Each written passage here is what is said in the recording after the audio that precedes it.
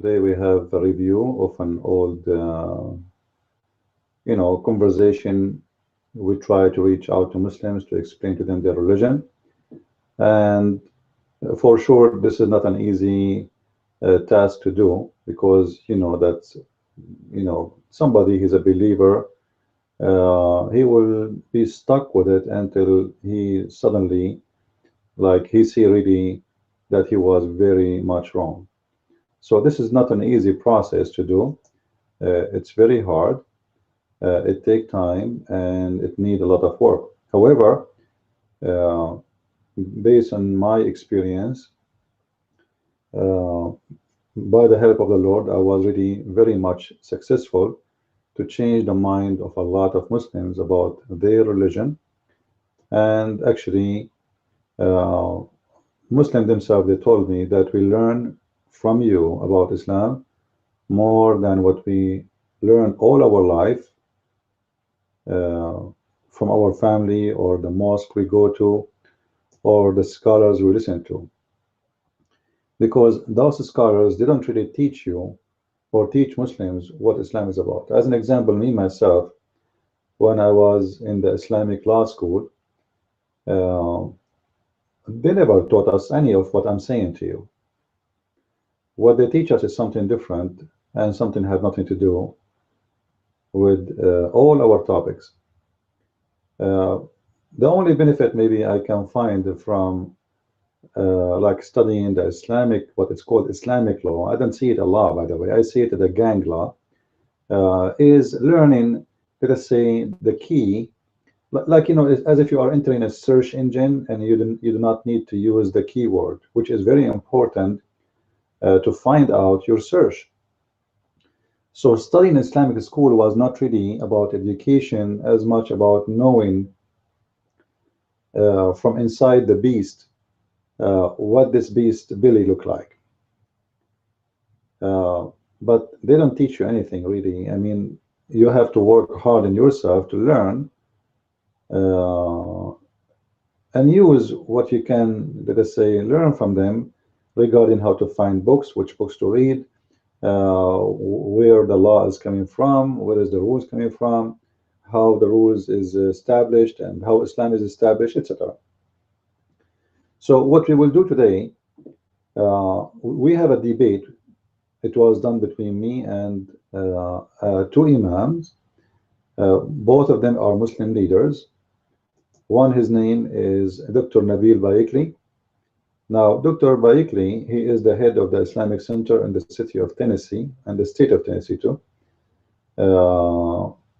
And we have Imam Malik Sar, who is the mosque leader in that location. Now, for sure, when we talk to people who claim or they say, I am the head of the Islamic Center, I have a PhD, etc., those things, right away we assume that we are speaking to people who they are very well educated in the matter we are talking about. So what we will do today, we are going to listen to them, and we will see exactly, we will make a review of this debate and see, I want Christians to learn how we can debate Muslims. And debating Muslims have many stages. If you notice, like, there's a lot of video of mine speaking to Muslims. So when I see a Muslim, he is, let us say, a fresh, I mean, he does not know much about his religion. I don't speak to him as a scholar. I speak to him in his standard. I try to be fair. Like, I don't want to show my muscles on him and show how much I know. This is not the way to do it. You have to talk to him step by step. And my experience is Muslims, they like those who play them. As an example, you have to make the Muslim feel like he is winning, otherwise he will leave. All right.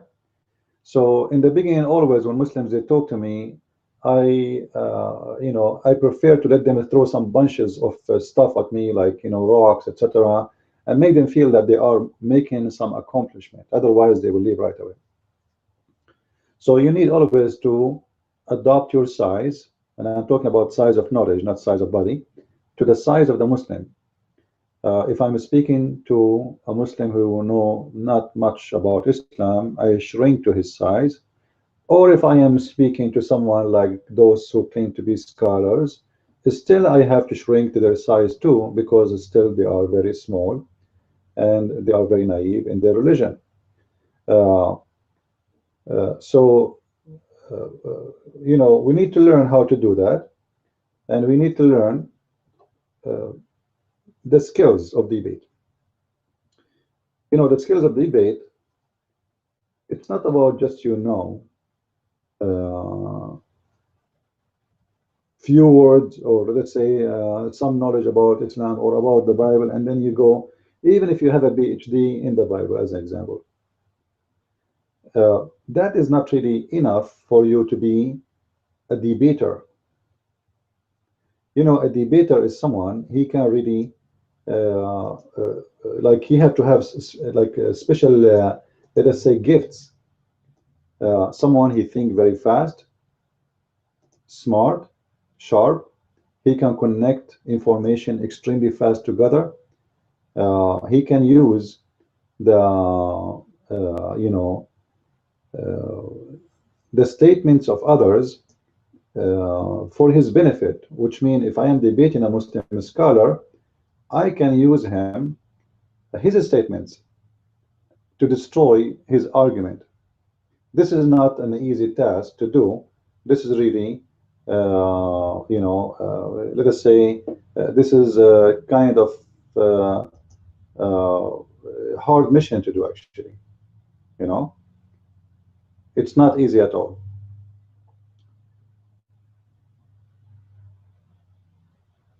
Let's see. I hope our podcast will not be affected with this, because I see that we have here something.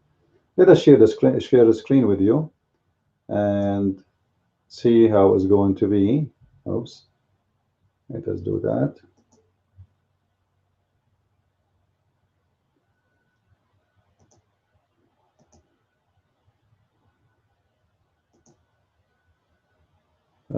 For some reason, my program here froze. I hope nothing wrong. Okay, let us switch. Hold on.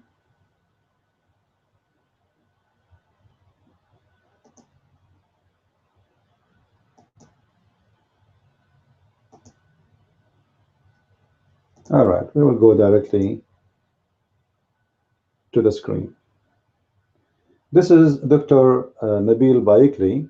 He is a respected sheikh between the Muslim community, and he have a PhD, as we said.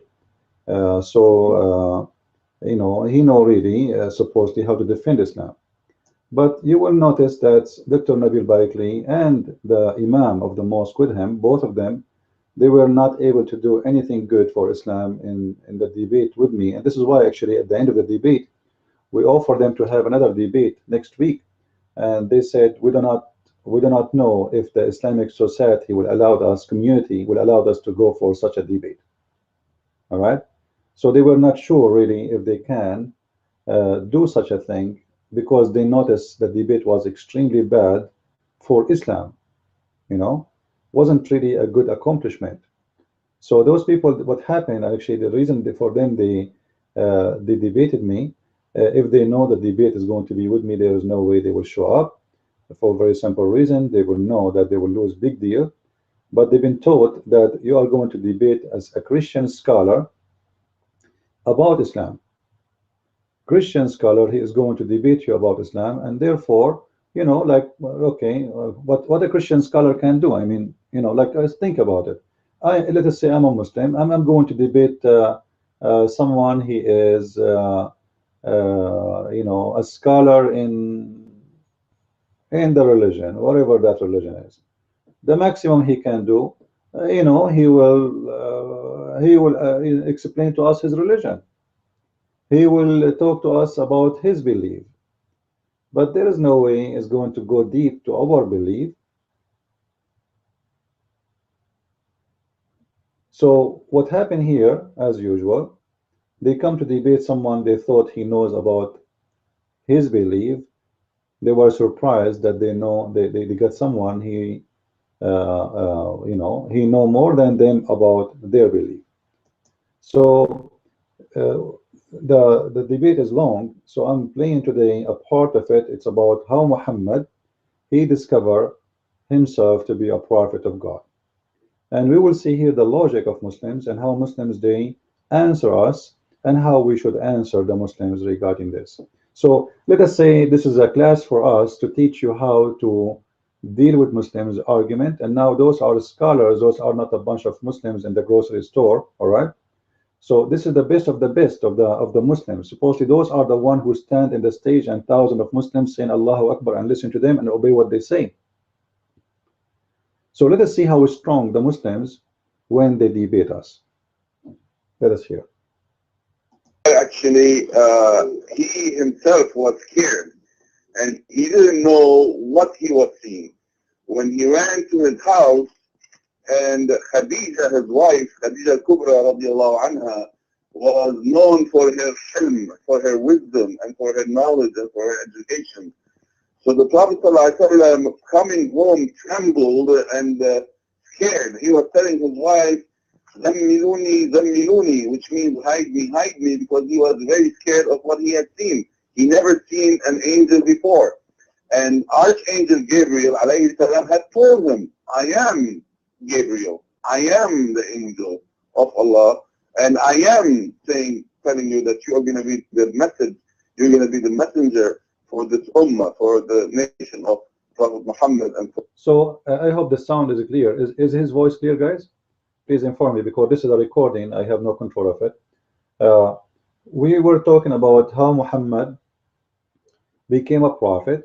He said that when the angel Jibreel came to him, he was scared and he ran to his wife and he asked her to cover him. He was like said Zammiluni, which means cover me, and he was shaking as if he have like a fever, or like if he is very sick, etc. So this is what he is saying. All right. Now here you need to ask yourself a very simple question. When a Muslim he come to this point speaking about his prophet first time, he met an angel. Now this sheikh, just to show you that you cannot trust sheikh, he just said that or you will hear the rest of it. Actually, let us go step by step. Why first of all Muhammad is scared from seeing an angel of God? You know, how come Mary, she is a woman, she is a female. When she saw an angel of God, according to the Quran, she wasn't scared. Actually, she was having a normal discussion with him. When the spirit of Allah, the soul of Allah, Ruhullah, became a full, complete man in front of her, you will not see Mary saying, cover me, and she, you know, I'm shaking and scared, I'm terrified. So the question here, if this is the same angel, if Jibreel is the same one as Muslims they claim, he came to Mary, and Jibreel is the same angel, he came to Muhammad. Why Mary, the female, she is not scared, but Muhammad, the male, is terrified? This is something we should think about carefully, right? The story doesn't make sense. Even in the Quran, you can go and you can check by yourself, you will see. All right. Let us show you the verse.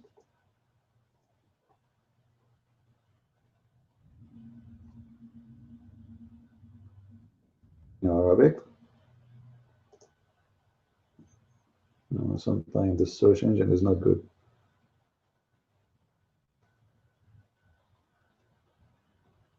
I'm not sure what's happening.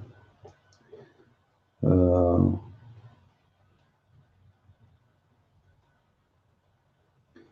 right.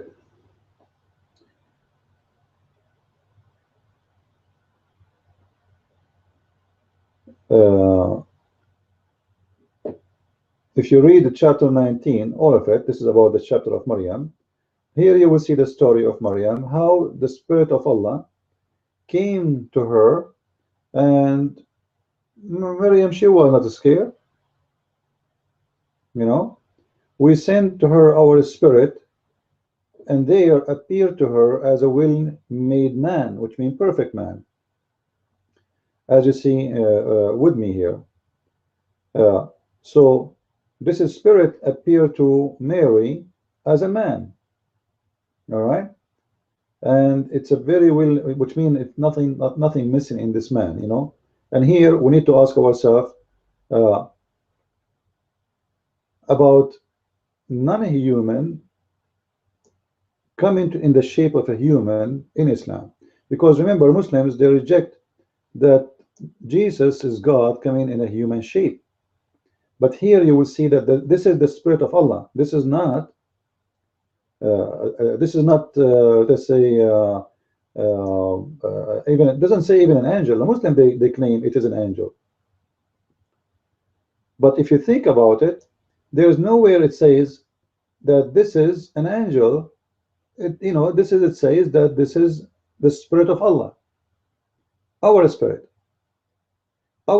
came as a man.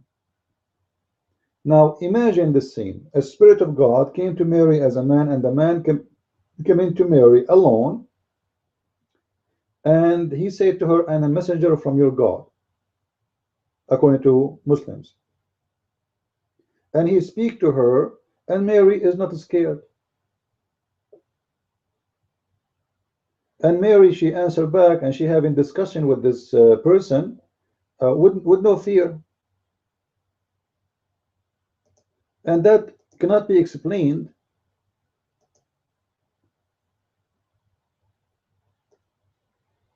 You know, you see, Mary, she is having a nice discussion with this person without fear. She is like debating him. How I'm going to have a son if actually it doesn't say without a man touch me. The word there is very bad. You know, the word in the Quran saying how I'm going to have a son when I wasn't a whore. Baghiya is a whore, prostitute. I'm not a prostitute, which means I'm not sleeping around. All right, but the word there the Quran uses a very filthy word. He can use many words without using that word, but because due to the trashy language of the Quran, he used that word. So you see here Mary speaking to the angel with no shaking, with no freaking out, with no going crazy. She did not fall down in the ground, and she etc. She is speaking. Remember, now we are talking about the same religion, the same book. All right, we are not talking about two different religions. We are talking about the same religion. This is the same angel supposedly in Islam coming to Mary, and the same angel supposedly in Islam coming to Muhammad. There Muhammad freaking out, going crazy. And not only that, the Sheikh, he will say to us in his video that when this angel came to him, he told Muhammad that I am an angel from your God. I am Jibreel. All right, and this is absolutely not true. For this world, so it's not that Prophet Muhammad didn't get the message first from Jibreel, but being the Prophet, the humble nature of the Prophet, and for her knowledge and for her education. So the Prophet coming home trembled and scared. He was telling his wife, "Zammiluni, zammiluni," which means hide me, because he was very scared of what he had seen. He never seen an angel before. And Archangel Gabriel, he never seen an angel before. Remember that carefully. Muhammad is so scared because he never seen an angel before. But 5 minutes after that, he will say the opposite. Just wait. You know, this is why I say debate when you debate, you have to come with a special intelligence. See, he's a Muslim, he study a lot, but he don't have the intelligence. He start doing poo-poo, you know, like he start like, you know, doing it around. He what to do. So this is the first time Muhammad he saw an angel, but it's not true. When the angel came to Muhammad in Hira, this is not the first time he saw an angel, and you will hear this in the same video we are playing. Listen.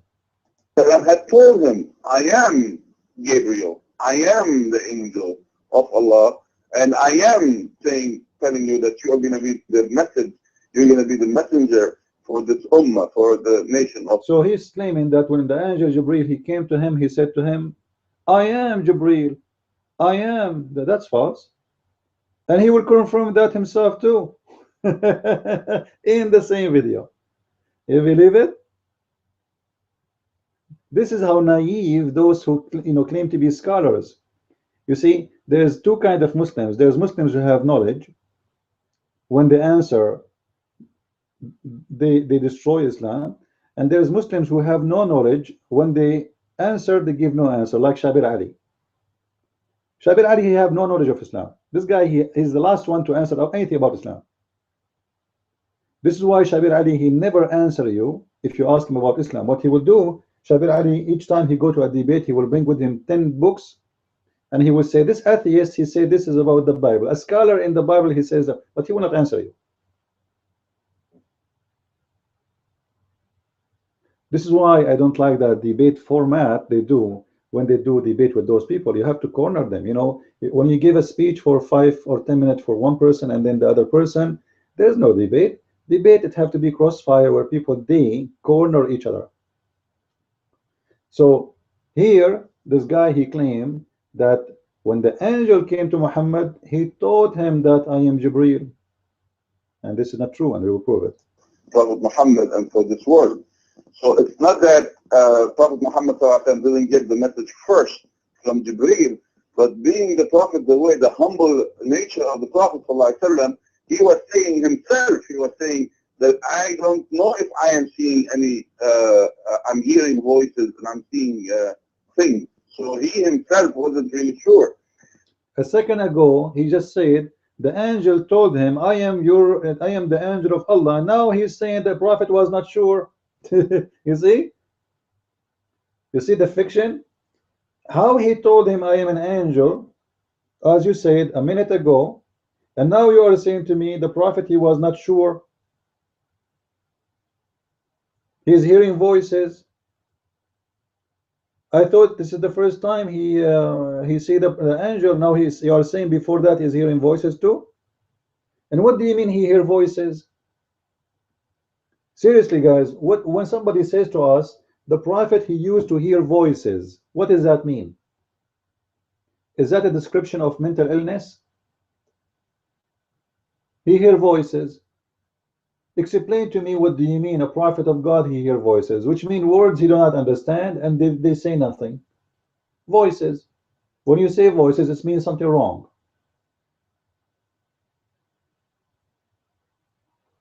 This is what voices mean. I hear voices.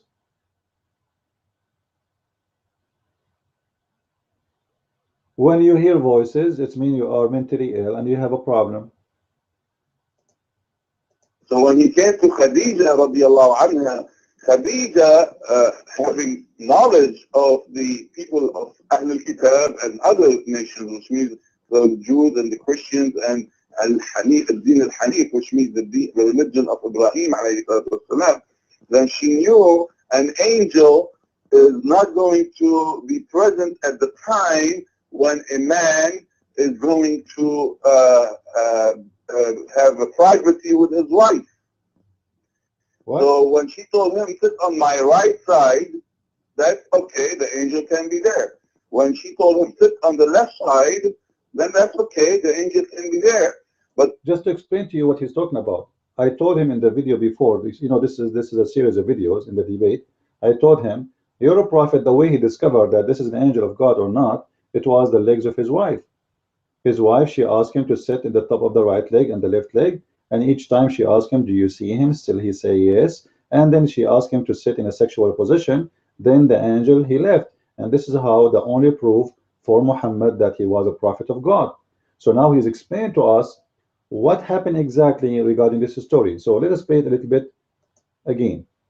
The religion of Ibrahim alayhi salatu, then she knew an angel is not going to be present at the time when a man is going to have a privacy with his wife. So when she told him, sit on my right side, that's okay, the angel can be there. When she told him, sit on the left side, then that's okay, the angel can be there. But when she told him to sit in a position as a husband would be sitting with his wife, then the angel, out of the respect and honor for the relationship of a husband and wife, then the angel would leave them for their own privacy. Now, what's the problem? See, Khadija, she know that an angel of God, he will not sit and watch them having sex. So she said to him, sit in my right leg, Muhammad. Okay, Muhammad, he said, like a baby.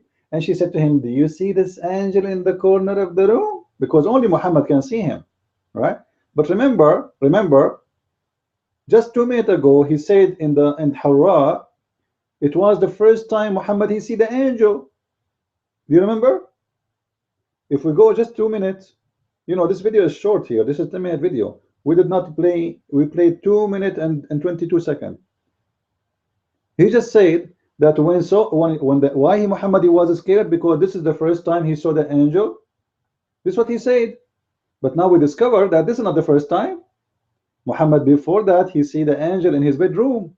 So how come at that time he wasn't scared? How come at that time he was sitting in the top of his wife's legs and having fun, even having sex, while the angel in the corner of the room? So what we understand from this story, that Muhammad he sees someone in the corner of the room, but nobody see except him. And we understand from him, he said that the Prophet of Islam, he heard voices, which means it's not recognized as words. And this is a very clear sign of madness. When people, they start hearing voices, but they cannot recognize what those voices are saying, all right, that's you know, they call it you know, a problem of chemical balance. The brain have a chemical. If your balance, the chemical balance in your brain start functioning wrong, you will start having problems hearing voices. It's not exist, imagining things, you know, talking to yourself, thinking that there is somebody in front of you. This is called a sign of madness. But you know, by the way, we're not making fun of people for being even mad, because this is illness. You know, this is illness, and this is not not in any one hand. You know, if you get if you get ill, you get ill. It's not a crime. So don't take it wrong. Don't think I'm making fun of someone he is ill. No, this is not the question.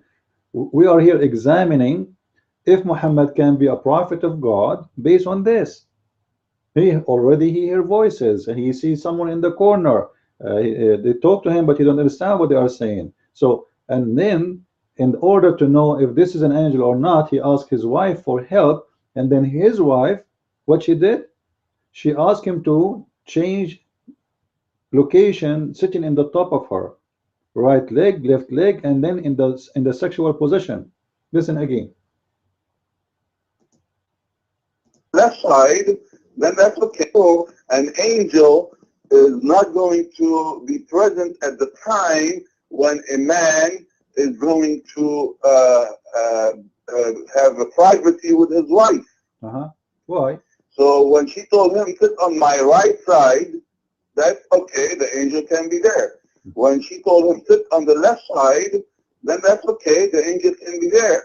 But when she told him to sit in a position as a husband would be sitting with his wife, then the angel, out of the respect and honor for the relationship of a husband and wife, then the angel would leave them for their own privacy. Really? Now, what's the problem over a woman? What's the problem? I think the brother Christian have a problem with a husband listening to his wife. For us, this is the biggest lesson, that you and your wife are two of one. Really? That you always ask your wife and ask for some guidance from her as well. See, suddenly in Islam, wife and husband are one. Suddenly. I thought this is a statement in the Bible for Christians only. Suddenly in Islam, your wife and you is one? Well, you have 4 wives. Muhammad have 13 wives. What do you mean you and your wife is one? You should say you and 13 wives is one. What do you mean you and your wife is one? And you know, who said I have a problem with Muhammad having sex with his wife? This is not a question. Who in the world would have a problem with anyone having sex with his wife? That would mean madness, stupid actually. This is not what I'm saying. What I'm saying, a man, he is seeing something in the corner, and this supposedly is an angel, and Muhammad want to discover, or he want to get a reference, or let's say prove that this is an angel. He do not know what this guy is. He's not talking to him. So here there's many questions we need to ask. First of all, what this angel is doing there anyway, if he is not going to tell him anything. You know what I mean, guys? This angel is sitting in the corner of my room. He don't talk to me, and I'm with my wife.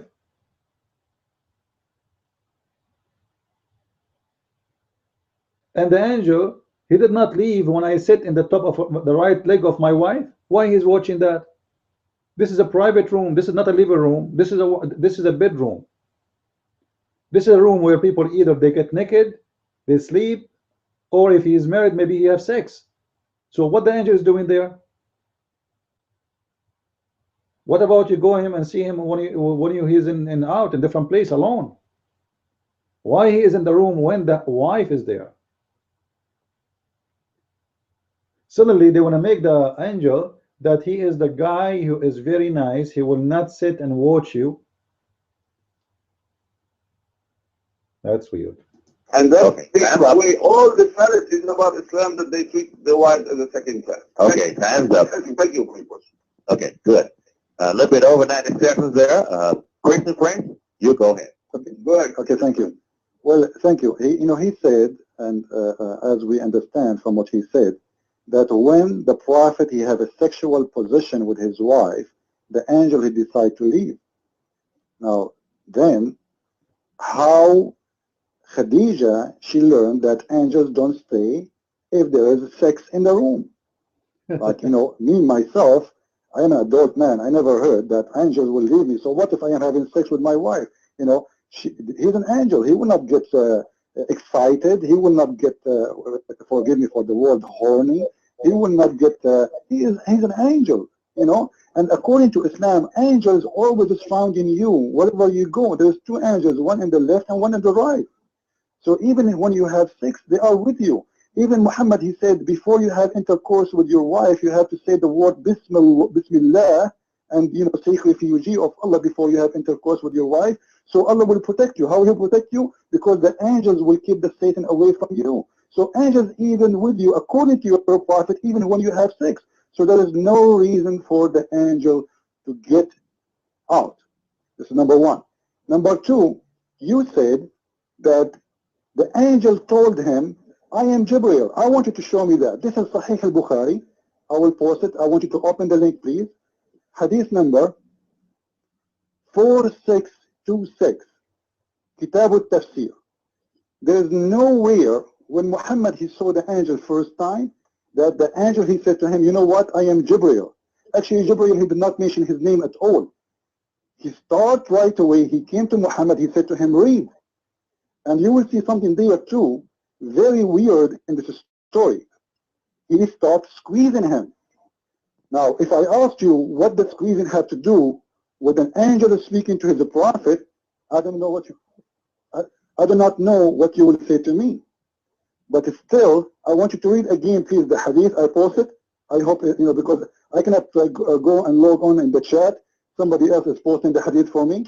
So I want you, please, to open the link and read for me. And you will see that Muhammad, until that time, he never heard of the name Jibreel. He had no idea. And the one who told him about who is the name of the angel, it was Waraq ibn Nawfal. Waraq ibn Nawfal, he is the one who said, oh, this is the Jibreel.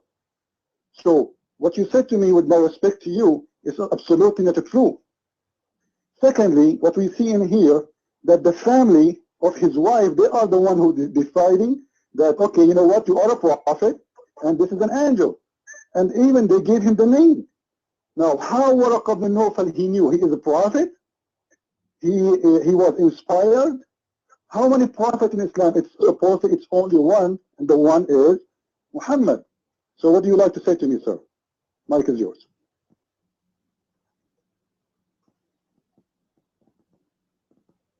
May I go ahead? Yeah, please. All right, thank you very much. First of all, Waraqat ibn Nawfal did not mention to him that this is Jibreel. Waraqat said to him, this is what used to come to Musa. And I wish I were there when your people will chase you away from this city in order to help you. The hadith you are referring to in Sahih al-Bukhari is an authentic hadith, and I wish that you would go and read the hadith again word by word in order to better understand, as you are an Arab and me, not an Arab, being able to understand this Arabic language, could clearly see that what you are saying word to word is not actually what the hadith is talking about. Now, in order for somebody to tell Prophet Muhammad, peace be upon him, that he was the creature of God he saw. He did not see Jibreel as he is, but he looked at his right and left, but see that Jibreel actually covers all areas. He could not see Jibreel as is, as Allah created him. The only one time he saw Jibreel as he was in the Isra wal Mi'raj when they were Sidratul Muntaha. And I will come to that if you want later to show the authenticity of the Word of God as a miracle that people can clearly understand. Now back to your question. You are using Sahih al-Bukhari. So if you think that the revelation that Prophet Muhammad, peace be upon him, brought is not true, so how you as an Arab who understands Arabic want to use that same revelation in order to contradict this revelation if contradiction is there, as you can see? But no way. But you are using this because you know for sure that this is a good reference that you can turn to in order to justify whatever misunderstanding or misinterpretation or miscomprehension you may have on the verses of the Quran. Now back to our topic, because we do not want to step away from our topic dealing with hadith while we have the verses of God in the Quran that is the verifier of the truth in the Bible, in our book. I'm glad that this is not our topic today. We would like to debate this one more time with you. But I want you, with all due respect, to show me in the Quran, as you said earlier, that it is a book of ikhtilaf. It is a book full of contradiction. Show me, pick up the Quran. I understand and I know you must have one right in front of you. Open the Quran and show me where in the Quran has Allah revealed the verses contradicting one to another. And I may today and hope that from this session, from this time, you will understand the language of Arabic better today. Okay, time is up. Okay, Thank you very much. Thank you very much. Thank you very much. Well, first, Okay, now, let me say this here to the Muslim representatives. I don't think the hadith is off limit here. And the reason I say, the reason why I say the hadith is not off limit, because it is second in authority to the Quran. There are Muslims who quote the hadith. Yeah, see, this is the radio host, he should not be involved in the debate, but, he could not not to be involved anyway. So the Muslim right now, suddenly he don't want to listen to the hadith.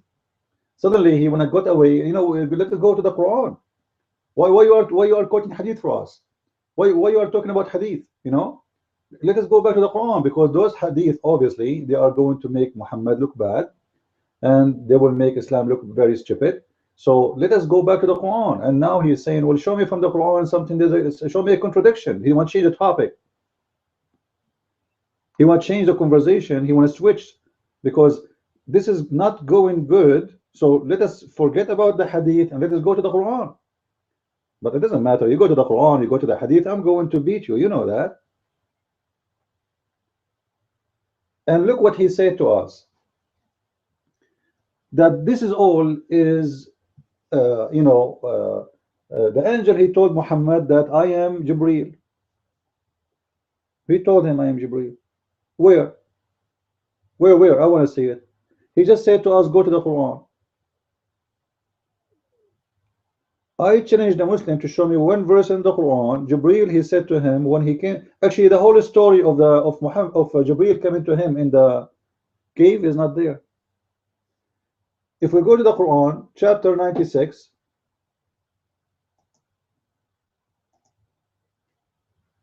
and amazingly, by the way, the Muslim, they say to us, we did not change the Quran. The first chapter was given to Muhammad, became at the end of the Quran. You know?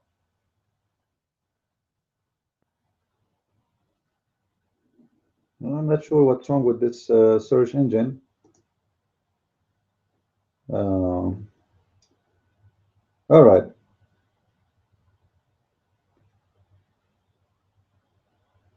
This is the first chapter was given to Muhammad.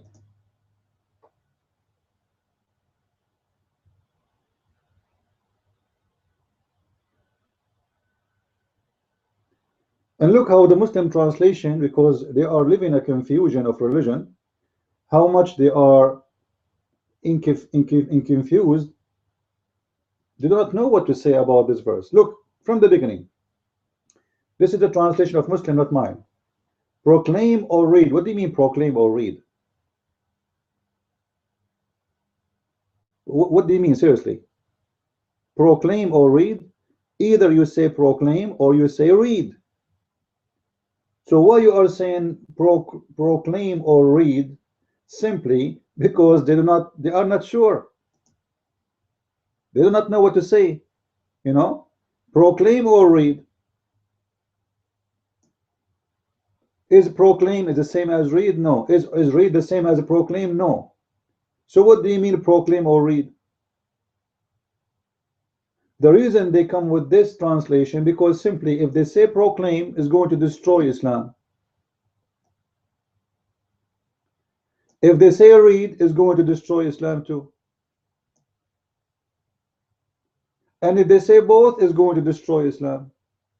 So they are not sure what to do. So they said proclaim or read. Now the reason I say proclaim, it cannot be true, because the word in Arabic very easy to understand. It says iqra. It doesn't say proclaim. Proclaim is a different word in Arabic. You know, Arabic is very rich language.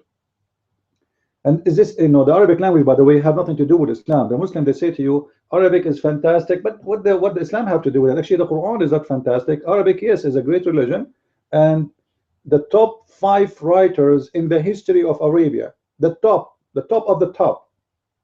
And I change any Muslim to say to me I'm a liar. All of them, they are Arab Christians.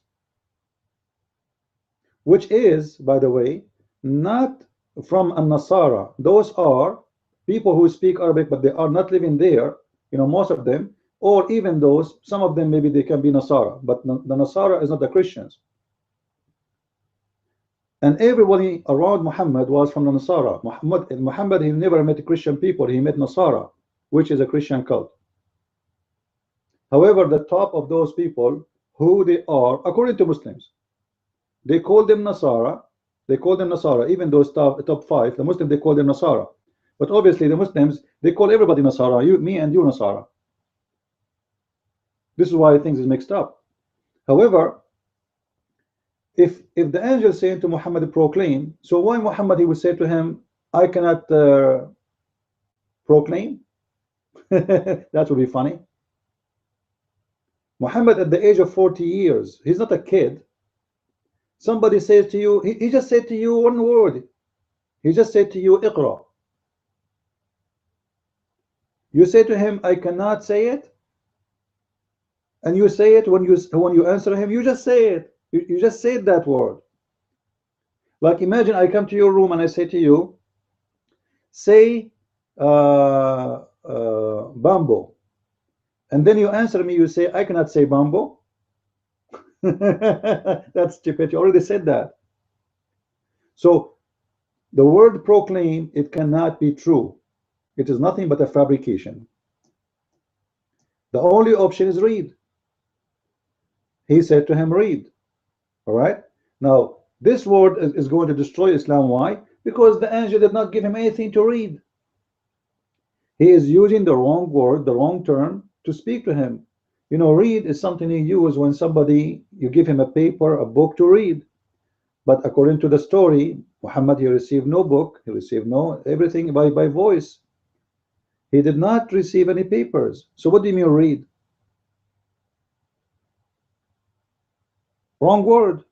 So if they want to say read, mean recite, because some translation they say recite, they say proclaim or recite, they take off the read. That will be a problem too, because what do you mean recite? Recite is saying something from your memory. So the story here again is not valid. The author of the book is stupid. He is making a dummy story. And then he just said to him, in the name of the Lord, etc. Who is that Lord? You will notice in the whole story here, this is the Quran in front of us. Let me show you the whole verses, not only like one or two, the whole verse. Do you see the word Allah? You see at the end here, they put between two brackets the word Allah, but it's not in the Quran. This is a fabrication. So I come to you, I say to you, I am a messenger of your Lord, but this guy who do not know who is that Lord. Isn't it the most, you know, I am coming to you from the Lord, which is Allah. And here, let's hear, knows that he is not that Allah does see. How he will know about Allah if he is the first time he is learning about Allah? If we go to verse number 14 in Arabic,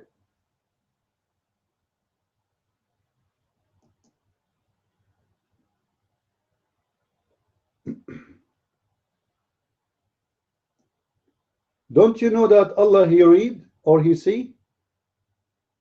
But he did not tell him that this is your Lord. Who is the one who Allah he see? Who is that?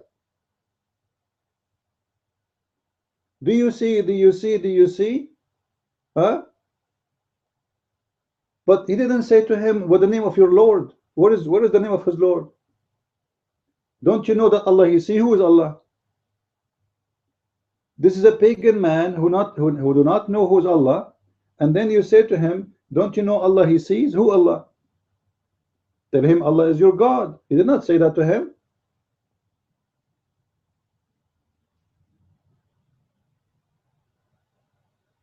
Read in the name of your Lord, the one who created you from a clot, congealed blood, which is false. This is a scientific error.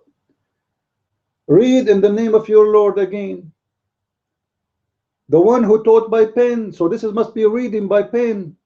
You see when I say in verse number 4 it says الذي علم بالقلم. The verse before it says اقرأ وربك الأكرم. Read and your Lord is the most gracious. The verse after, the one who taught by the pen. So what do you mean proclaim? Obviously you have to give him a paper. Iqra clearly now is about reading, not proclaiming.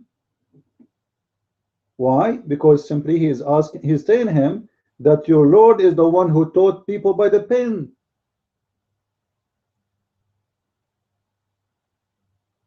Look here, this idiot in the translation, he said proclaim. It says read, iqra, not proclaim.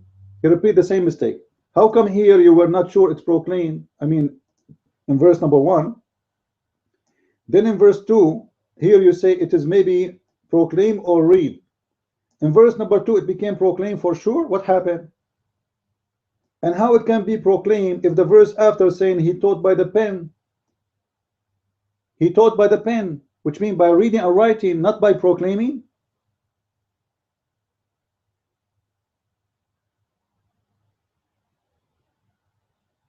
So the whole story is shish kebab falafel. They do not know what to say. Look here, you know, Allah he created the man from a clot of congealed blood. Take it to Google and search for congealed blood. You will find that this is a dead blood. We are not created from blood, and especially dead blood.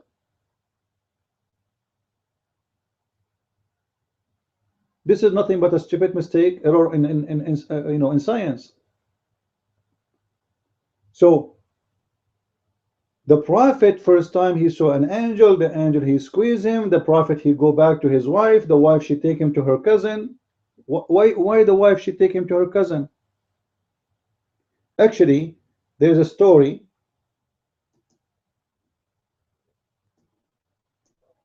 about a guy. His name is Addas.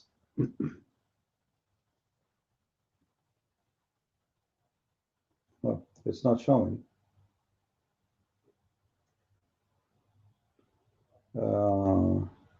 We'll try.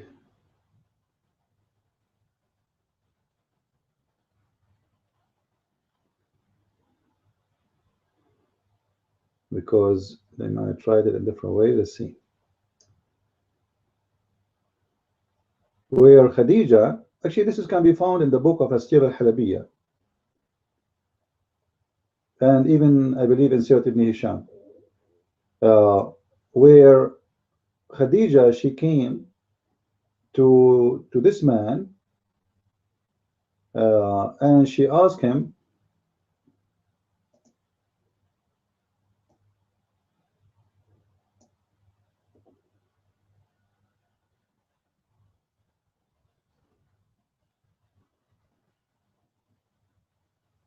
here we go.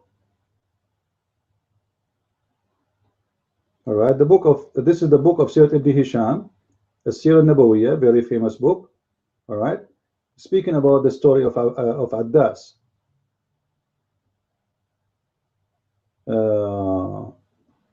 But I want to show you a different story about him too, but about him and Khadija.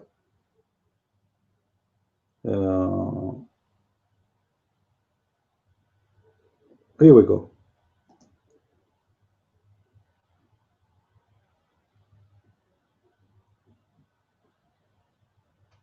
This is from the book of As-Sirah. All right, it says here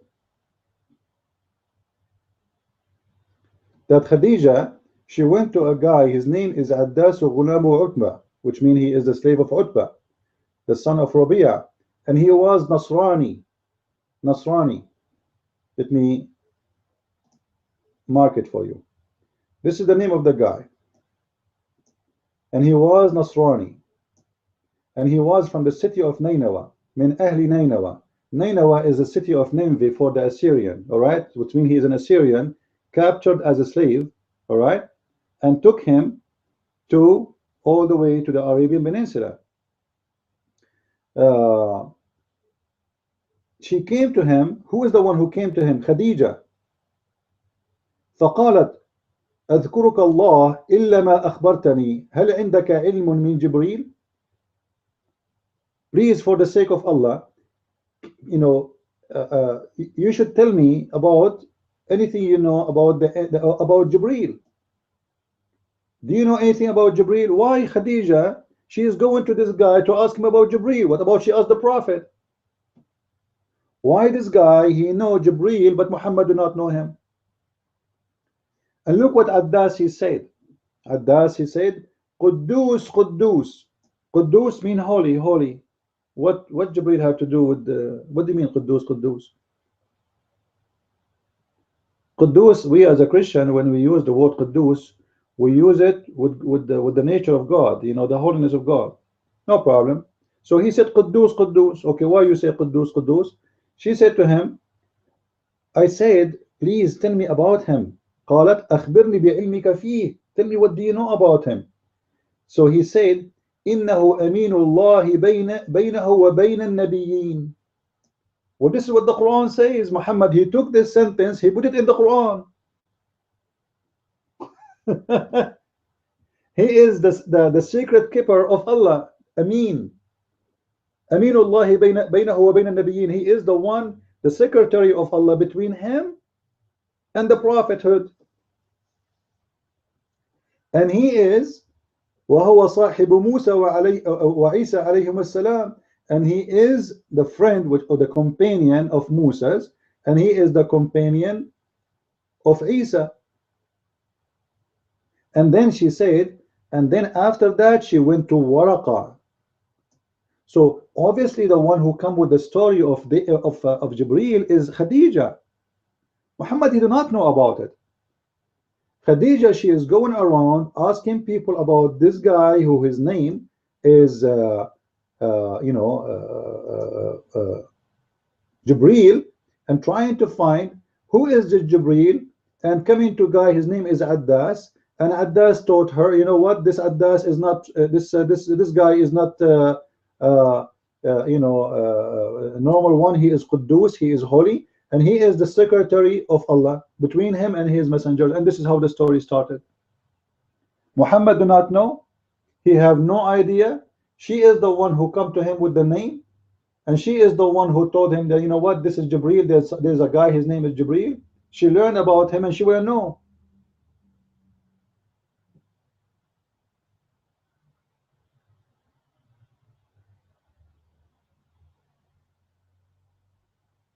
You will see actually here in the story something more funny.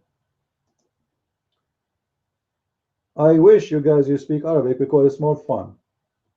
Here you will see they are speaking about Jibreel. Jibreel, he made a spring of water. Where is that? We do not know. And Muhammad was watching him. And Jibreel started doing ablution, washing his hands and his elbow. And he whipped his face and his head and his feet all the way to the bottom of his feet. And then he washed his anus. Like what? Jibreel is washing his anus? Are you serious?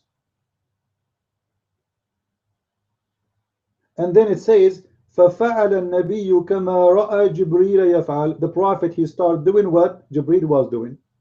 So the ablution, according to the Muslims, started by the first one who did it. It was Jibreel washing his ass, washing his private part, washing his head, washing whatever, and Muhammad is doing, he was watching, and he you know what, this is what, why Jibreel is doing that?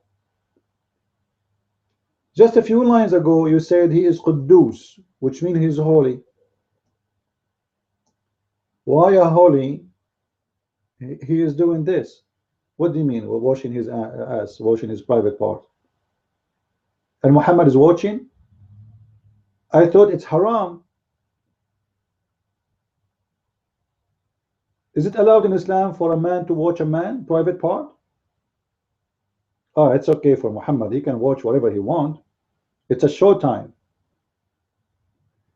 This is why I say, if you don't speak Arabic, there's a lot of stories are hidden and there's no way for you to know it. Not only, and by the way, this is Surat Ibn Hisham, you see, page 101, 102 and 103 we are reading from, specifically 103 actually. And here they are showing the reference, you can read, look at Ibn Hisham, volume number 1, 244. All right? So this is how Muhammad, he learned about Islam, and this is how Islam came to existence. By a wife searching for a name of a messenger she heard about. His name is Jibreel, and obviously this is why actually in my book you will see many of those information in my book. And now I'm sure that some of those who claim that they know about Islam, they as usual, they learn from me and they claim they are the one who teaching you about those things. But it's okay, you know, because I noticed there is some people, they are trying to copy me, but they try to say that they are the one who discovered it. There is no way for you to discover those things, and no way for you to learn unless you know, I don't know what is the problem to say I learned from Christian Prince. Like, say it, it's okay, you know. If I learn something from you, I would say it too. But anyway, you know, some people are hypocrite. A Muslim translation, by the way, will never say what you see in Arabic. You cannot trust any Muslim translation from the Arabic text to the English text. The English text have nothing to do with the Arabic text. And by the way, the list of those people who Muhammad was accused that he stole from them is long. It's not only one or two. It's endless list. But this guy is one of the most famous ones, maybe, that Muhammad, he used to copy from him, and he used to hear him, and he used to listen to him. And there's a story about this guy too. He was worshipping Muhammad and bowing down and kissing his feet, and Muhammad don't complain. For Muhammad, he think he is God. So the important for us, when a Muslim he debate us, first we listen carefully. Second, we use what he said to beat his religion with his own statement. And this is exactly what I did today in this. Now, feel free, if you have any question, please, you can contact me. You can go to the page we'll show it in the beginning of the show in the screen, or you can go to the link I will post underneath of the video. And this is my videos, please, my books. You can go and read them, share them with your friends, and tell them about the good work we do. Now, I am waiting for Christians really to help me in something very important, which is talking to your church. Try to invite me to teach in your church in person, not in the internet. All right? Don't think I don't like to go and see people in real. Some people, they think I'm hiding. I'm not. I'm willing to go anywhere. All right? But we want Christians to help us so we can go and give the real knowledge for the real Christians so they can defeat Islam easy. Islam is the most easiest religion to defeat. But if you don't have knowledge, you cannot do it. So help me so we can help them. Help who? Help the Christians and help the Muslims. Because at the end of the day, there is only one winner, is you. Salvation is the win. God will never lose.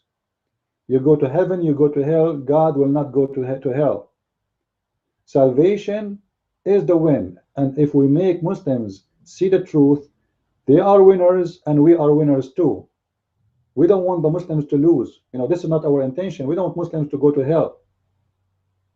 Actually, I feel sorry for those people. Those people, they can be a very nice people, but this cult, they say you are what you eat, you are what you believe, I believe, not what you eat. Garbage in, garbage out. You believe in killing people to go to heaven, you kill. You believe in loving people to go to heaven, you love. As simple as that. So you need to put in balance which one you should follow. The one who it says to you, love others so you can go to heaven. When they asked Jesus how we pray, look what Jesus said. First, you speak to your God as our Father. For the relationship in Christianity is not about God who created me to worship him, even though he is God. God, our God, have different nature of love. Same time, you say to the Father, forgive to me the same as I forgive to others, which means in Christianity, in order to go to heaven, you need to be forgiven for your sin. For all of us, we are sinners. But you cannot be forgiven if you don't forgive to others. In Islam, you will be forgiven if you kill Christians. You will be forgiven if you kill Hindus. In Christianity, you go to heaven when you forgive everybody. You see that here is different. You can tell right away the nature of the Holy God in the teaching of Christ, and the nature of the evil in the teaching of Islam. The best way to go to heaven is killing somebody and dying for the sake of Allah. That is Islam. In Christianity, the best way and the only way to go to heaven is to believe in the Messiah and follow his footsteps. And when you pray, you say, Father, forgive me the same I forgive to others. Which means I don't deserve your forgiveness unless I forgive. The Muslims, they will never forgive someone not a Muslim. Not only that, they should pray and curse you. Not only that, they should hate you. Not only that, they should kill you. Not only that, should attack you and should take your land. This is why the Quran says, قَاتِلُوهُمْ يُعَذِّبُهُمُ اللَّهُ بِأَيْدِيكُمْ. Fight them so Allah can punish them by your hand.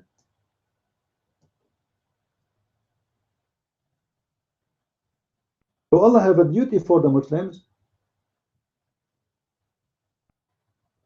by using the Muslims punish you and to kill you, as you see in chapter 9 verse number 14. Fight them to death, which means kill them, for Allah, and Allah will punish them by your hands. Allah will not punish people by his hands. He will punish people by the hands of Muslims. This is a very evil religion, because Allah does not exist. If Allah is exist, he will punish whoever he please by his hand, for his God. But because this God is not true, Muhammad is fabricating a God, so he said, fight them, Allah punish them by your hands. So the hands of Muslims is the one who will punish you. And this is why we say this is a very evil, disgusting religion, and dangerous. For this religion be based on fighting others, punishing others. And this is a duty for every Muslim. The duty of every Muslim is not to forgive non-Muslims, no. Not to love them, no way. A Muslim, he have to hate everyone. And this is the biggest difference between us and this filthy cult. So please help us, speak to your church, tell them about what we do, and remember, if they ask you how much Christian Prince he charge, you tell them the very, very clear answer: for free. I don't teach in churches for money, for free. I don't get paid. So if they are worried about inviting me, tell them it's for free. Then what is the worry? What they will lose, right? Or what they need to do, give me a stage. If I need to sleep in there, you know, if they cannot afford it, just give me a couch in the church, I will sleep in it. I'm a very humble man. I'm not going to go and stay in a 5-star hotel. I'm going for a mission, not for entertainment. Give me a couch in the church, anything, I will be happy to sleep in it, and I will pay for my sandwiches.